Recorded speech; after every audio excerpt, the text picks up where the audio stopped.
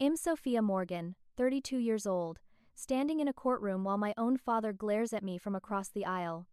The man who raised me is suing me for the house I secretly paid off for years. My hands tremble as I clutch the folder containing the one thing he never expected me to discover: the property deed with my name on it. Family betrayal cuts deeper than any knife. But today, the truth will finally come out. Before I dive into this painful story, let me know where you're watching from. Hit that like and subscribe button if you've ever had to stand up to family for what's rightfully yours. Trust me, what happens next in this courtroom will shock you. Growing up in the Morgan household meant never knowing if the electricity would stay on or if we'd have enough food to last the week. My father, Richard Morgan, always had a charming smile and a silver tongue, but his financial decisions left our family constantly teetering on the edge of disaster. "It's just temporary," he'd say, whenever the water got shut off or when we had to pack up and move in the middle of the night. "Big opportunities are coming our way, princess." I believed him back then. What child doesn't want to believe in their hero? But heroes aren't supposed to drain your college fund to invest in their buddy's guaranteed success restaurant that closes 3 months later. Heroes don't make promises they never intend to keep. My mother, Caroline, was the responsible one, working 2 jobs while somehow managing to make our rental houses feel like homes, no matter how briefly we stayed. She'd hang the same faded curtains in each new kitchen window, arrange our worn furniture just so, and whisper to me that someday we'd have a place that was truly ours. When Mom died of cancer when I was 14, something fundamental shifted in our family dynamic. Instead of stepping up, my father seemed to collapse inward, making even more reckless financial decisions while I learned to forge his signature on school permission slips and figure out how to stretch ramen packets to feed us for a week. My older brother Travis, 4 years my senior, handled Mom's death differently. While I became the responsible one, Travis became Dad's defender and shadow. Dad's doing his best. Head snap whenever I questioned why the rent was late again or why Dad had bought a motorcycle instead of paying our overdue utility bills. "Stop being such a buzzkill, Sophia." By 17, I was working after school at a local diner, tucking away every tip and extra dollar I could spare. Not for college anymore. That dream seemed increasingly distant, but for the inevitable emergencies that occurred every few months when Dad would come home with that particular look that meant he needed money, fast. "Just until my commission check comes in next week," he'd promise, never mentioning the previous loans that remained unpaid. "You know I'm good for it, princess." Despite everything, when I was 20, I managed to enroll in community college classes. I'd work morning shifts at the diner, attend afternoon classes, then clock in for evening shifts at a grocery store. Sleep became a luxury. But education was my only way out of the financial quicksand my father seemed determined to keep diving into. The one constant through all these years of instability was the little blue house on Maple Street. After years of renting, when I was 16, Dad somehow managed to secure a mortgage for this modest 2-bedroom home. It wasn't fancy. The roof leaked in 3 places, the plumbing was temperamental at best, and the previous owners had painted the kitchen an alarming shade of orange, but it was ours. Or so I thought. "We're done running," Dad announced the day we moved in. "This is our forever home, Sophia. I promise." It was the first time since Mom died that I allowed myself to fully unpack my boxes. I planted perennials in the small garden out front, painted my bedroom walls, and hung photographs without worrying about losing security deposits. That little blue house became my anchor, the one stable element in our chaotic lives. Travis moved out when I was 20, getting his own apartment closer to the garage, where he'd secured a job as a mechanic. He'd visit on Sundays, bringing beer for Dad and occasionally grocery store flowers for me, our awkward peace offering after years of bickering over Dad's finances. "You worry too much," Travis would tell me on the porch as we'd watch Dad doze in front of the TV. "Has got the house now. Things are stable." I wanted to believe him. But by my mid-20s, familiar warning signs began to appear. Collection agency calls that Dad would take in hushed tones on the porch, unopened mail hidden in his dresser drawer, the nervous tap of his fingers against his thigh when the mortgage topic came up. Something was wrong with our forever home, and despite my brother's reassurances and my father's evasions, I was determined to find out what. The discovery came on an ordinary Tuesday. I'd stopped by the house to drop off groceries. Still a habit, even though I'd finally managed to rent my own small studio apartment across town. Dad wasn't home, which was unusual for that time of day. As I put milk in the refrigerator, I noticed a pink paper that had fallen behind the counter. A foreclosure notice from American Heritage Bank. Final warning. Auction date already set. My hands shook as I read the details. The house, our anchor, our one constant, was weeks away from being taken. The letter referenced multiple previous notices and missed payment arrangements. According to the document, my father hadn't made a full mortgage payment in over 8 months. When he finally came home and found me sitting at the kitchen table with the notice in front of me, his face cycled through surprise, anger, and finally, his most reliable emotion, defensive charm. "That's just a misunderstanding, Princess. I've been talking with them. It's under control." "Is that why they're auctioning the house next month?" I asked, pushing the paper toward him. "Because it's under control." His facade crumbled then, tears welling in his eyes as he slumped into the chair across from me. For the first time since Mom died, my father looked truly defeated. "I tried, Sophia. But the property taxes went up, and then the transmission went out in my car, and those medical bills from when I threw my back out." His voice trailed off. "I was going to fix it. I just needed a little more time." "You could have asked for help," I said, though we both knew I couldn't afford to cover 8 months of missed mortgage payments on my meager salary. "You've done enough," he sighed, reaching across to pat my hand. "You shouldn't have to clean up my messes." Figure something out. Maybe Travis can help, or I can ask your Uncle Jim for a loan." We both knew Uncle Jim, Dad's perpetually annoyed older brother, wouldn't lend him a dime. And Travis was saving for his wedding to his longtime girlfriend Beth. The next morning, instead of going to work, I called in sick and drove to American Heritage Bank. I had no plan, just a desperate need to understand our options before our home disappeared. Sandra Mills, the loan officer who met with me, had kind eyes but a firm manner as she explained the situation. "Your father has been delinquent multiple times over the years, Miss Morgan. We've offered several modification programs, but payments remain inconsistent." "What would it take to stop the foreclosure?" I asked. "The full arrears amount plus fees," she said, sliding a paper across her desk with a number that made my stomach drop. $14,876.32. It might as well have been $1 million. "Is there any other option? A repayment plan?" "Anything."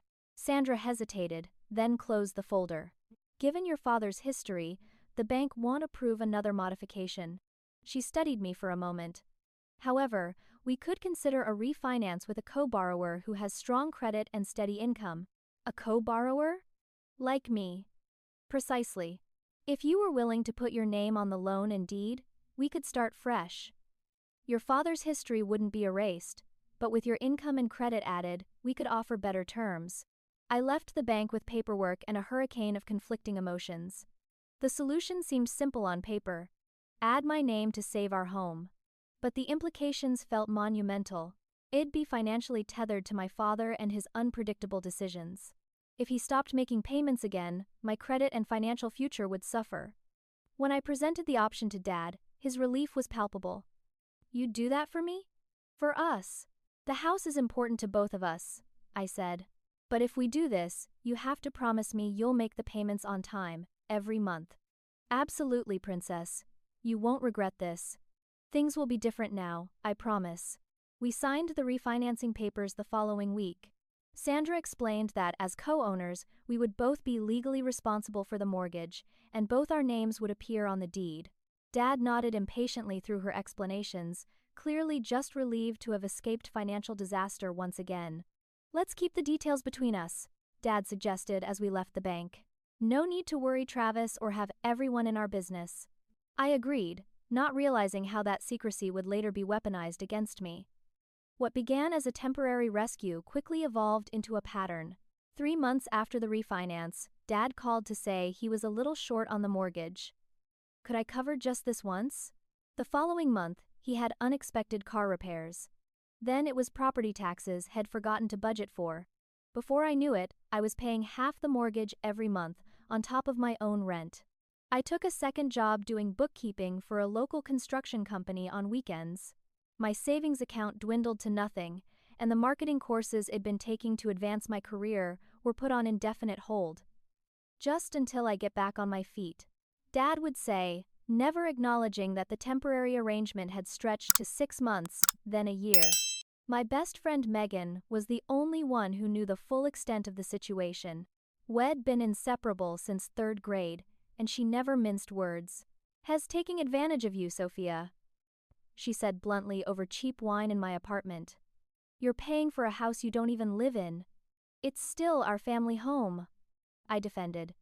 "And my name's on it too now. When's the last time he thanked you for saving it? Or offered to pay you back?" I had no answer for that. By the 2-year mark, I was paying more than half the mortgage most months. Dad had developed a convenient amnesia about our original arrangement, acting as if my financial contributions were simply what a dutiful daughter should provide. Meanwhile, I was postponing my own life milestones. No savings for a home of my own, no funds for further education, not even enough for a reliable car. The resentment grew quietly, like a weed taking root in what had once been fertile soil of family loyalty. 4 years into our temporary arrangement, something unexpected happened. My career finally gained momentum. After years of night classes and weekend work, I landed a marketing coordinator position at Ashton Media Group. The salary wasn't extraordinary, but compared to my previous income, it felt like winning the lottery. For the first time in my adult life, I began to envision possibilities beyond mere survival. I moved to a slightly better apartment, one with a dishwasher and in-unit laundry, luxuries I'd never afforded myself before. I still dutifully transferred my portion of the mortgage payment to my father each month, but I also started a small savings account labeled Future on my banking app.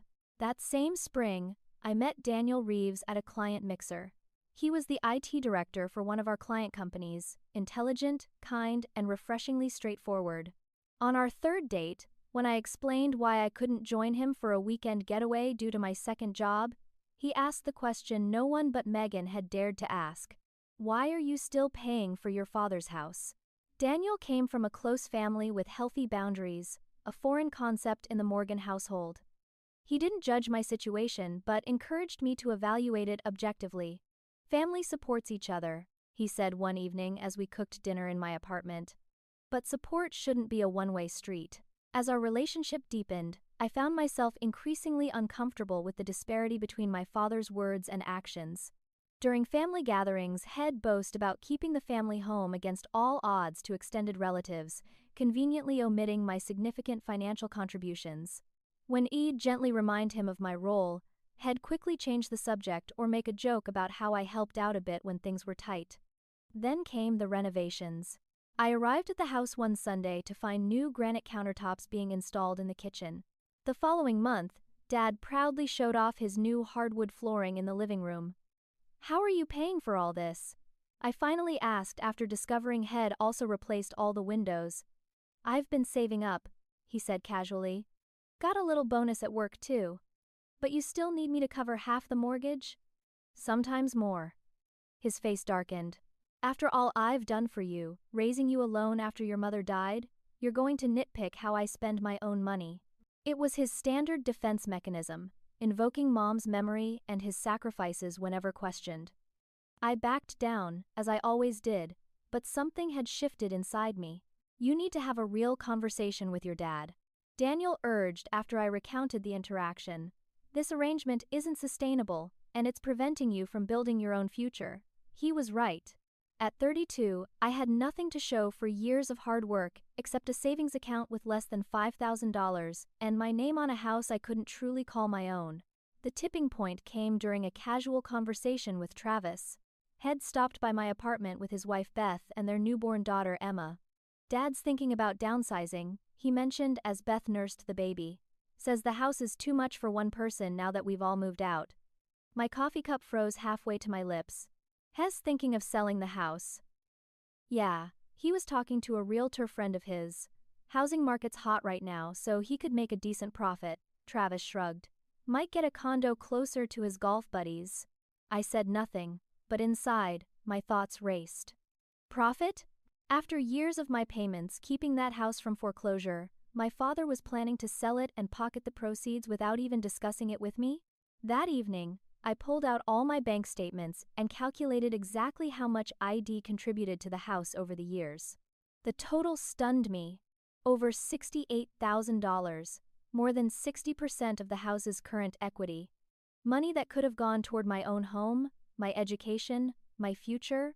I realized then that I wasn't just helping my father, I was being exploited by him, and it was time for that to stop. The confirmation of my father's intentions came unexpectedly on a rainy Tuesday evening.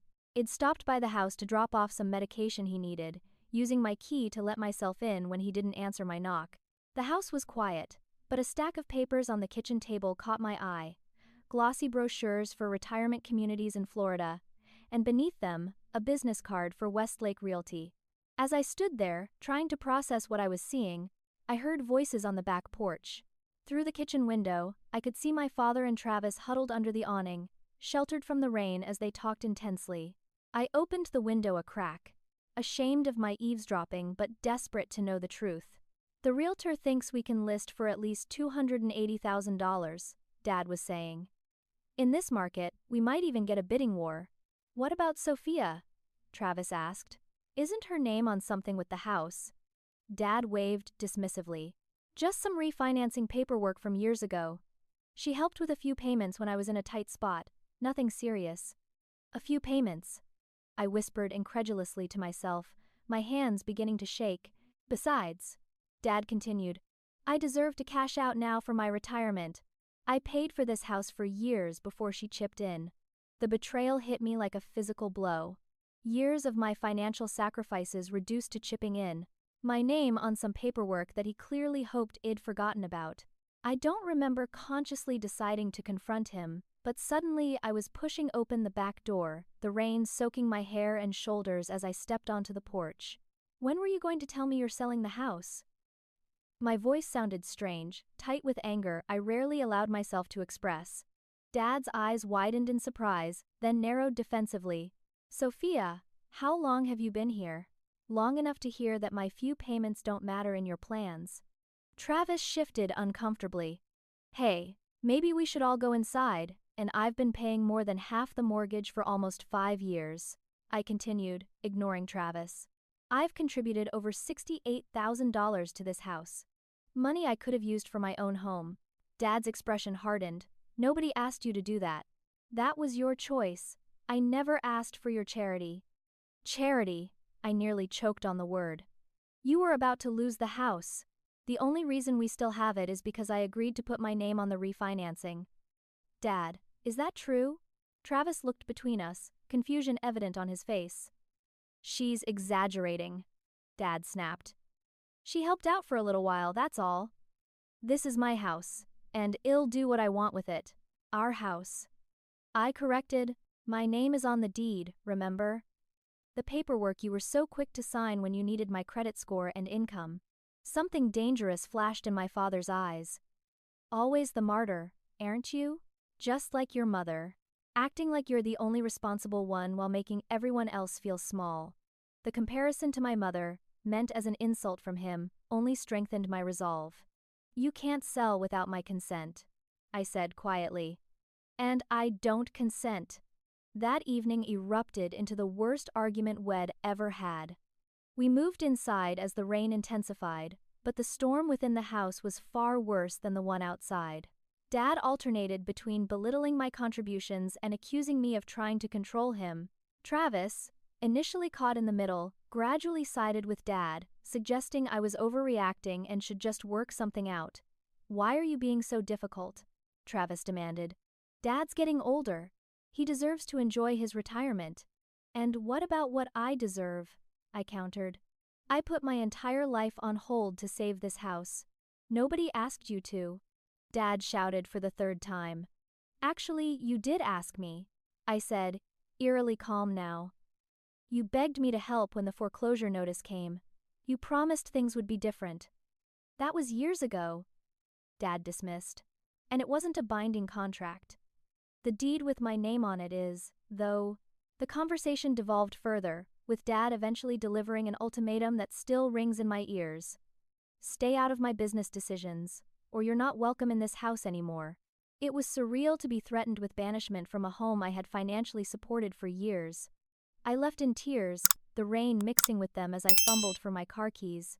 The family home, the one constant id fought to preserve, had become the battleground for the greatest betrayal of my life. I drove straight to Daniel's apartment that night, soaked and sobbing. He opened the door, took one look at me, and pulled me into a tight embrace without asking questions. Only after Head wrapped me in a blanket and pressed a mug of tea into my trembling hands did he gently prompt, "What happened?" The story poured out of me in disjointed fragments. The realty brochures, my father's dismissive words, the ultimatum. Daniel listened without interrupting, his expression growing increasingly troubled. When I finally fell silent, emotionally drained, he asked the question that would change everything. "Do you actually know what legal rights you have with your name on the deed?" I realized I didn't. I'd signed paperwork years ago without fully understanding the implications, trusting that I was simply helping secure the loan. What did co-ownership really mean in legal terms? "We should find out exactly where you stand," Daniel suggested. "Do you have copies of what you signed?" I shook my head. Dad kept all the paperwork. The next morning, I called Megan. Unlike Daniel, who approached problems with measured logic, Megan had a take-no-prisoners attitude that I desperately needed. "We're going to the county records office," she declared after hearing what happened. "Today, no arguments." 3 hours later, we sat in the sterile government building, waiting while a clerk searched for the property records. Megan squeezed my hand reassuringly as the woman returned with a folder. "Here is the deed recording from the refinancing," she said, placing it on the counter. My eyes scanned the document, landing on 2 names listed as owners, Richard Morgan and Sophia Morgan, with the designation joint tenants with rights of survivorship. "What does that mean exactly?" I asked the clerk. She pointed to the wording. "It means you both own the entire property equally. Neither of you can sell without the other's consent, and if one owner dies, the other automatically receives full ownership." The realization hit me with stunning force. I wasn't just a co-signer on a loan. I was a full legal co-owner of the house. "Is there any way my father could sell without my knowledge or approval?" I asked. "Not legally," the clerk replied. "Any sale would require your signature on the deed transfer." As we left the records office, Megan's triumphant expression contrasted with my conflicted feelings. "This is good news, right?" she prompted. "I guess," I said slowly, "but it also means I'm heading for a major confrontation with my family." Memory fragments from the refinancing day suddenly came into sharper focus. Sandra Mills explaining that both our names would be on the deed, my father hastily nodding along, rushing me through the signing process. Had he never intended for me to exercise my ownership rights? Or had he simply forgotten the legal implications over the years? The following day, I scheduled a consultation with Jennifer Parks, a family law attorney Megan's cousin had used during her divorce. Jennifer's office was warm and unpretentious, with framed photographs of her hiking with her dogs displayed prominently on her desk. She reviewed my documents with a practiced eye.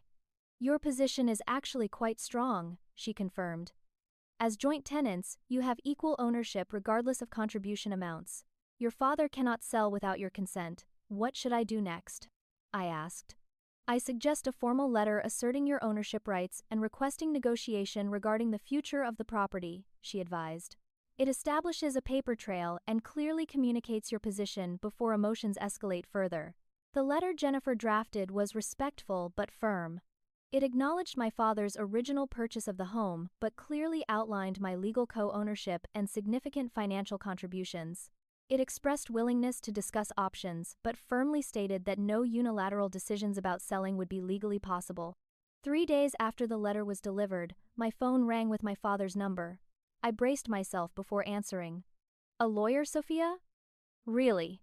His voice vibrated with anger. "You're threatening legal action against your own father." "I'm not threatening anything," I replied, struggling to keep my voice steady. "I'm just making my position clear." "Your position?" he scoffed.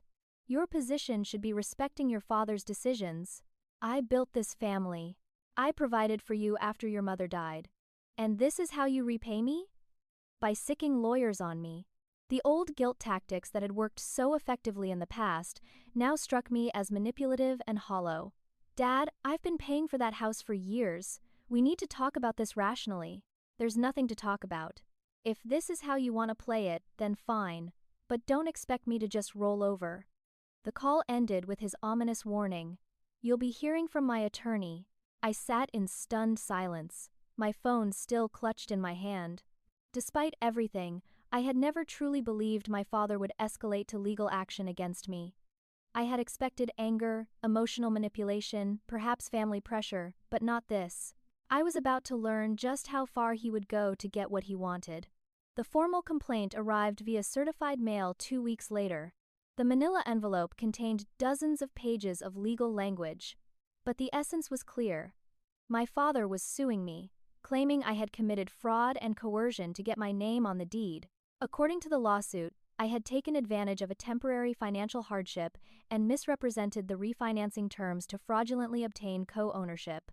He demanded the court remove my name from the deed and award him sole ownership of the property, plus damages for emotional distress. My hands shook so badly that the papers scattered across my kitchen floor. How could he twist reality so completely? I had saved the house from foreclosure at his desperate request, sacrificed my own financial future for years, and now I was being portrayed as a manipulative predator who had taken advantage of him. Daniel found me still sitting among the scattered legal documents an hour later. He read through them silently, his expression darkening. "This is," he began, then stopped, seemingly at a loss for words. "Sophia, this is gaslighting on an entirely new level." I couldn't even cry. The betrayal had moved beyond tears into a strange, hollow numbness. Jennifer Parks didn't mince words when I forwarded the documents to her. "This case has almost no legal merit," she assured me, "but it will be emotionally brutal. Family lawsuits always are." "Are you prepared for that?" Was I? The family I had sacrificed so much to preserve was already shattered. My father had declared legal war. Travis was undoubtedly being fed a version of events that painted me as greedy and controlling. What more did I have to lose? "I need to fight this," I told her. "Not just for the money I've invested, but because I can't let him rewrite history like this." The next weeks became a blur of legal preparations. Jennifer had me compile every financial record I could find. Bank statements showing mortgage payments, text messages discussing house finances, even birthday cards from my father thanking me for always being there for him. Meanwhile, my father wasted no time in turning the extended family against me. My cousin Rachel called, her voice tight with disapproval. "How could you try to steal Uncle Richard's house? After everything he's done for you." My Aunt Patricia sent a scathing email about respecting my elders and family loyalty. Even my father's golf buddies, men I'd known since childhood, glared at me when I ran into them at the grocery store. The narrative my father had constructed was devastatingly effective. Ungrateful daughter uses legal technicality to steal widowed father's home. No mention of the foreclosure I'd prevented, the years of payments I'd made, or the fact that he had been planning to sell the house without even consulting me. Travis was actively helping our father build his case, providing statements about how Dad had always made the mortgage payments himself, and how I had suddenly started claiming ownership after learning about the potential sale. Hess lying. I told Jennifer during one of our preparation meetings. "He knows I've been helping with payments for years. He used to thank me for it." "Family members often rewrite history to align with their current positions," she replied gently. "He may have convinced himself this version is true." The worst part was the isolation. Aside from Daniel, Megan, and Jennifer, I had no support system. My entire family, the people who were supposed to love me unconditionally, had turned against me based on my father's deceptions. "Just let your father have his house," urged my Uncle Jim during a particularly painful phone call. "Is it really worth destroying the family over property?" I wanted to scream that it wasn't about the property. It was about years of sacrifice, about fairness, about not allowing myself to be exploited any longer. But the words stuck in my throat. How could I explain that standing my ground was the first truly healthy thing I'd done in my relationship with my father? As the court date approached, Jennifer prepared me for what to expect. Your father's attorney will try to portray you as calculating and mercenary. They'll minimize your contributions and maximize your father's role as a struggling single parent. Are you ready for that? I nodded, though in truth, I wasn't sure anyone could be truly ready to be publicly vilified by their own parent. The night before our first court appearance, I couldn't sleep. I sat on my apartment balcony until dawn, watching the city slowly come to life.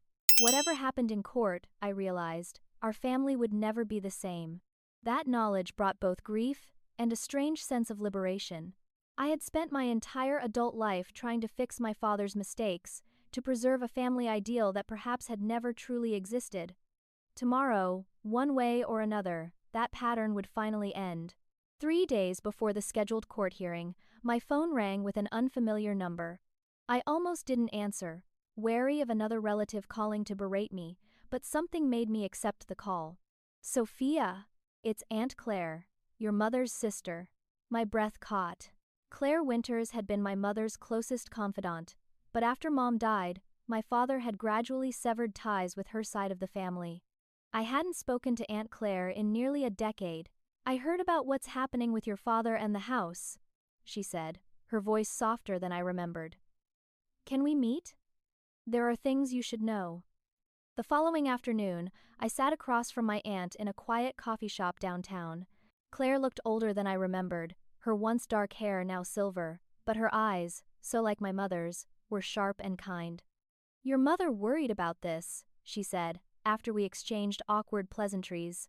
About Richard's financial behavior affecting your future. She opened her purse and withdrew an envelope, yellowed with age. Caroline wrote this to me about a month before she died. I think it's time you read it. With trembling fingers, I unfolded the letter. My mother's handwriting, a sight I hadn't seen in 18 years, brought an immediate lump to my throat. Claire. The letter began. If something happens to me, please look out for Sophia. Richard loves our children, but he's never understood the difference between wants and needs. I'm afraid he'll drain Sophia dry, with his financial emergencies if someone doesn't help her establish boundaries. She's too much like me, too willing to sacrifice herself to keep the peace. The letter continued, detailing other instances where my father had manipulated family members financially, borrowing from his brother-in-law's business without repayment, convincing his elderly mother to refinance her home to fund his failed restaurant venture, even taking out credit cards in my mother's name without her knowledge. I'm not showing you this to hurt you, Claire said gently as I refolded the letter, tears streaming down my face. But you need to know you're not crazy, and you're not alone. This pattern goes back decades. Why didn't anyone tell me? I asked. We tried in the beginning. But Richard isolated you kids after Caroline died. Called us negative influences when we questioned his financial decisions. She reached across the table to squeeze my hand. And then you were so young, shouldering so much responsibility. We didn't want to burden you further with old family grievances. Before we parted, Claire handed me a small box. Your mother wanted you to have these. I've been holding them until you needed them. Inside were my mother's journals, 5 leather-bound books spanning the last years of her life. Read them, Claire urged. They might help your case, but more importantly, they might help you understand none of this is your fault. That night, I immersed myself in my mother's words. Her entries painted a picture of a woman who loved her husband despite his flaws, but worried constantly about his financial impulsiveness. Several entries specifically mentioned her fear that Sophia, so responsible, so eager to fix everything, would end up carrying the family's financial burdens. One passage particularly struck me. Richard sees money as a way to fill emotional holes. No amount is ever enough, because what he's really seeking can't be bought. I fear for the children if I'm not here to buffer his demands.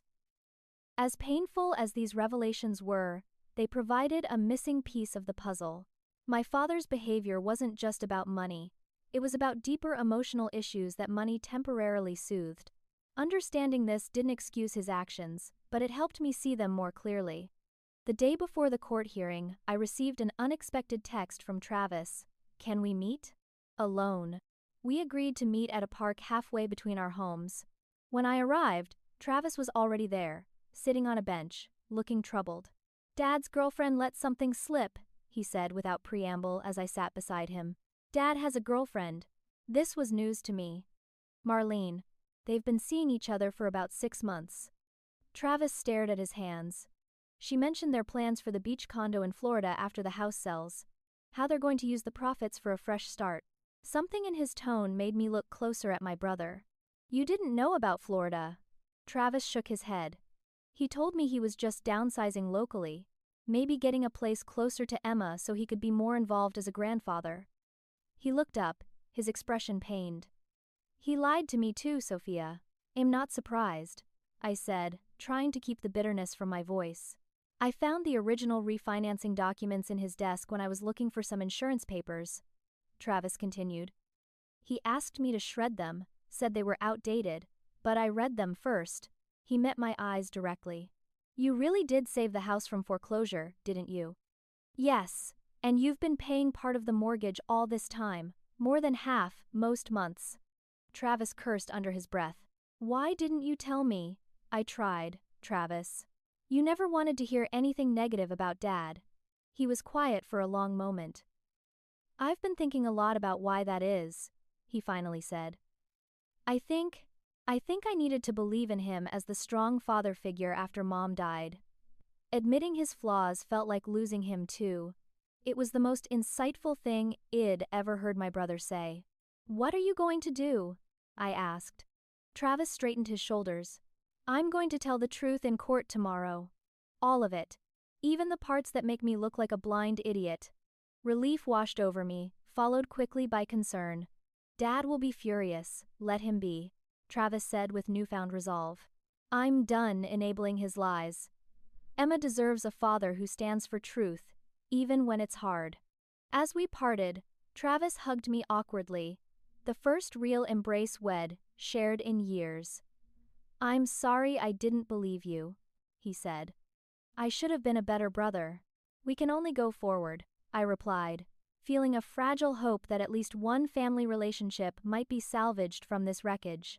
That night, as I prepared my clothes for court and reviewed notes with Jennifer one last time, I felt something shift inside me.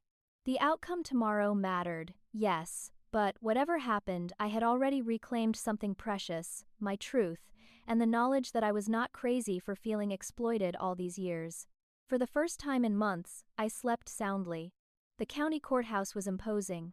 All marble columns and echoing hallways. I gripped Daniel's hand as we followed Jennifer through security and into the assigned courtroom. My father was already there, seated beside his attorney, a silver-haired man in an expensive suit. He didn't look at me as we entered. Travis sat alone in the back row. When he caught my eye, he gave a small, affirming nod. True to his word, he had come to testify, not for our father, but for the truth. Other family members filled the gallery, my father's brother Jim, Aunt Patricia, and several cousins, all firmly in my father's camp, judging by their cold stares. But there was Aunt Claire too, sitting quietly near Travis, a beacon of support. Judge Harriet Franklin entered, a stern-looking woman in her 60s with reading glasses perched on the end of her nose. After the formalities of calling the court to order, my father's case was presented first. His attorney painted the picture we had anticipated. Richard Morgan, a devoted father who had raised 2 children alone after his wife's death, now being victimized by his calculating daughter who had manipulated him during a moment of financial vulnerability. Miss Morgan took advantage of her father's temporary hardship, the attorney claimed, inserting herself onto the deed of a home Mr. Morgan had owned for years before, a home he purchased and maintained for his family. My father took the stand next, his performance masterful. He spoke of his struggles as a single parent, his voice breaking at strategic moments when mentioning my mother. He described the refinancing as a minor blip in his otherwise stable financial history, a brief period when he had allowed me to help with a few payments because I had insisted on being involved. I never intended to give her ownership, he testified. I thought she was just co-signing the loan to help with the refinancing. She knew the house was always mine. When asked about my financial contributions, he waved dismissively. She helped out occasionally when she could. I appreciated it, but it was nothing compared to the 20 years I spent paying that mortgage and raising her. Each distortion felt like a physical blow. I scribbled furious notes to Jennifer, who patted my hand reassuringly. "Your turn will come," she whispered. When my father finished, his attorney called Travis to the stand. My heart pounded as my brother was sworn in. Which version of Travis would show up? The loyal son who had always defended our father, or the man who had promised to tell the truth? "Mr. Morgan," the attorney began confidently, "would you say your sister has been unreasonably fixated on your father's finances?" Travis cleared his throat. "I used to think so," he said carefully. "I thought she was controlling and always looking for problems." The attorney smiled, clearly pleased with this response. "And in your observation, who has been primarily responsible for maintaining the family home over the years?" "I always believed it was my father," Travis replied. Then he straightened in his seat, "But I was wrong." The smile froze on the attorney's face. "Excuse me, I was wrong," Travis repeated more firmly. "I recently discovered that my sister has been making substantial payments on the mortgage for years, ever since she saved the house from foreclosure, a fact my father deliberately concealed from me." My father half rose from his seat, his face darkening with anger. His attorney placed a restraining hand on his arm. "Mr. Morgan," the judge interjected, "are you testifying that your father misrepresented the financial arrangement regarding the house?" "Yes, Your Honor." Travis looked directly at our father. "He told me Sophia was being difficult about a house she had no real claim to. But the truth is, she's been paying more than half the mortgage for years while he's been renovating the kitchen and planning to move to Florida with his girlfriend." A murmur ran through the courtroom. My father's attorney tried to redirect, but Travis continued, now addressing the judge directly. "My father was planning to sell the house without telling Sophia, pocket the money, and move away. When she found out and objected, he twisted everything to make her seem like the villain. I was part of that too, and am ashamed of it." When it was our turn to present our case, Jennifer methodically laid out the evidence. Bank statements showing years of my mortgage payments, the original refinancing documents clearly listing me as joint owner, text messages from my father acknowledging my financial contributions. Then she called me to testify. As I took the stand, I finally met my father's eyes. The man who had once been my hero glared back with something close to hatred. I told my story as plainly as I could. The foreclosure notice I'd discovered, the arrangement to save our family home, the years of payments that followed, and my shock at discovering my father planned to sell without consulting me. "Miss Morgan," Jennifer asked, "how much have you contributed to this property over the years?" "Approximately $68,000 in direct mortgage payments," I answered, "plus another $7,000 for major repairs like the roof and furnace replacement. And what were you told about your legal status when you signed the refinancing documents?" "That I would be a co-owner with equal rights to the property." The bank representative, Sandra Mills, explained that both our names would be on the deed as joint tenants. My father's attorney's cross-examination was aggressive, trying to portray me as financially controlling, opportunistic, even suggesting I had manipulated a vulnerable older man. "Isn't it true that you've always resented your father's financial decisions?" he pressed. "That you've always thought you knew better than him how to manage money?" "I've been concerned about decisions that affected my life and financial security," I answered carefully, "especially when I was asked to help with the consequences of those decisions." "So you used a moment of vulnerability to insert yourself into ownership of his home." I took a deep breath. "I used my credit and income to save our family home from foreclosure at my father's request. I've been paying for that home ever since, with the understanding that I was a co-owner." The questioning continued, growing increasingly hostile. But the turning point came when Judge Franklin interrupted. "Counselor," she addressed my father's attorney, "I've reviewed the deed and loan documents. Miss Morgan's name is clearly listed as a joint tenant with rights of survivorship. Are you suggesting these legal documents should be invalidated based on a verbal understanding that contradicts their explicit terms?" "We contend the circumstances under which those documents were signed constituted duress and misrepresentation, Your Honor," the attorney replied. "Interesting," Judge Franklin said, removing her glasses, "because the evidence suggests it was Miss Morgan who was under duress. Faced with her family home being foreclosed upon and a father begging for her help, she turned to my father. "Mr. Morgan, do you deny the house was in foreclosure when your daughter's name was added to the deed?" My father shifted uncomfortably. "There were some payment issues, But yes or no, Mr. Morgan? Was the house in foreclosure proceedings? Yes, he admitted reluctantly. And is it your testimony that you didn't understand adding your daughter to the deed as a joint tenant would make her a legal co-owner? I thought she was just helping with the loan qualification. Judge Franklin's skepticism was palpable, despite signing multiple documents clearly stating otherwise. Documents that a bank representative has testified were explained to both of you. My father had no answer. The judge continued. And these bank statements showing years of payments from Miss Morgan, are you suggesting these were gifts rather than mortgage contributions from a co-owner? For the first time, my father seemed to realize his position was untenable. His confident facade crumbled. She's my daughter, he said, his voice breaking. That house was the only thing I had to show for my life, the only asset for my retirement. It wasn't supposed to be like this. In that moment, despite everything, I felt a flash of pity for him. He truly couldn't see beyond his own needs, his own narrative of himself as the deserving father. The final dramatic moment came when Jennifer presented the deed itself, the official document bearing both our names, the legal reality that no amount of revisionist history could erase. The deed speaks for itself, Your Honor. Jennifer stated simply. Sophia Morgan is a legal co-owner with equal rights to this property, regardless of Mr. Morgan's current wishes to the contrary. As we awaited the judge's ruling, I sat perfectly still, my hands folded in my lap. Whatever happened next, I had spoken my truth. For the first time in my adult life, I had refused to be manipulated into setting myself on fire to keep my father warm. That alone felt like victory. Judge Franklin's ruling was unequivocal. The deed was valid and legally binding. As joint tenants, my father and I had equal ownership of the property, and neither could sell without the other's consent. She dismissed my father's claims of fraud and coercion, citing the clear documentary evidence and testimony contradicting his version of events. Furthermore, she added, looking directly at my father over her glasses, Miss Morgan's significant financial contributions to this property over the years would make any other finding particularly inequitable.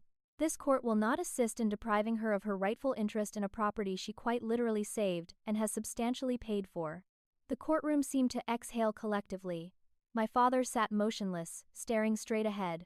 Travis caught my eye from the back row and gave a small, sad smile. Aunt Claire squeezed my shoulder as we filed out of the courtroom.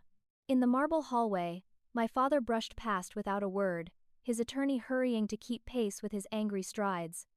I watched him go, feeling strangely hollow. Legal victory, it seemed, did nothing to heal the deeper wounds of familial betrayal. A week passed without contact from either my father or Travis. I threw myself into work, trying to process everything that had happened. Daniel was my rock, never pushing but always present when the emotional waves hit. Then one rainy evening, Travis called. Can we talk? About the house and everything else. We met at a quiet diner the following day. Travis looked tired, with new lines around his eyes that hadn't been there before. Dad's not doing well, he said after Wed ordered coffee. Hes, staying with Uncle Jim, refuses to go back to the house. I'm sorry to hear that, I said, and meant it. Despite everything, I took no pleasure in my father's suffering. He still doesn't understand why you turned on him. Travis continued, making air quotes. In his mind, family means letting him do whatever he wants without consequences. I nodded, having lived with that definition of family for most of my life. I've been thinking about what happens next, Travis said. With the house, I mean. It was the question I'd been avoiding. What did happen next? The house still stood, still needed its mortgage paid, still contained all the complicated memories of our family history. I don't want to live there, I said honestly. Too much has happened. Me neither, Travis agreed. But it seems wrong to just sell it after everything. We spent the next hour discussing possibilities, gradually forming a plan that felt like the first steps toward healing. When Travis left, he hugged me again, more naturally this time. I'm sorry it took me so long to see clearly, he said. I've spent so many years making excuses for him. We both did what we needed to survive. I replied, we're finding a better way now. 2 days later, I faced my father again, this time across a conference table in Jennifer's office. He looked smaller somehow, the confident charm replaced by a brittle defensiveness. His attorney sat beside him, while Travis chose to sit in the middle, belonging fully to neither side. "I've prepared a proposal for resolving the property issue," Jennifer began, distributing documents to everyone. "My proposal was simple but fair. We would sell the house and split the proceeds based on our respective contributions over the years. Given my documented payments of approximately 60% of the current equity, that would be the division, 60% to me, 40% to my father. This is theft," my father snapped, pushing the paper away without reading past the first paragraph. "Richard," his attorney said quietly, "given the court's ruling and the evidence presented, this is actually a very reasonable offer. It's my house," he insisted, but the words lacked their former conviction. "It's our house," I corrected gently, "and neither of us wants to live in it now. This is the fairest solution for everyone." For a moment, I thought he would walk out, but then something shifted in his expression. Not acceptance exactly, but resignation. "Fine," he said flatly. "Sell it. Take your blood money. But don't expect anything else from me ever again." The words were meant to wound, to reactivate the old fear of abandonment that had kept me compliant for so many years. But they fell strangely flat. I already knew I couldn't count on him. The threat of withdrawing something he'd never truly given held no power anymore. "I'm sorry you see it that way," I said simply. The house sold quickly in the strong market, above asking price after multiple offers.